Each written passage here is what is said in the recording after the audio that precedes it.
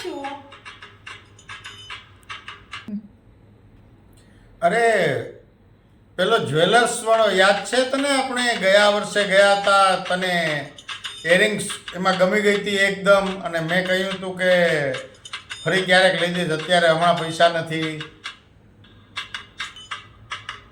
હા, એ મને યાદ આવ્યું. હા, તમે ત્યાં છો, મારા માટે ઇયરિંગ લો છો.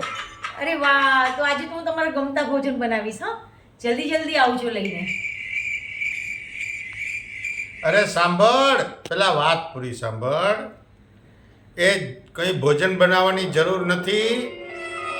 એ જે જ્વેલર્સ વાળો છે એની બાજુમાં સમોસા વાળો છે ને, ત્યાં સમોસા ખાઉં છું અને તારા માટે સમોસા લેતો આવીશ.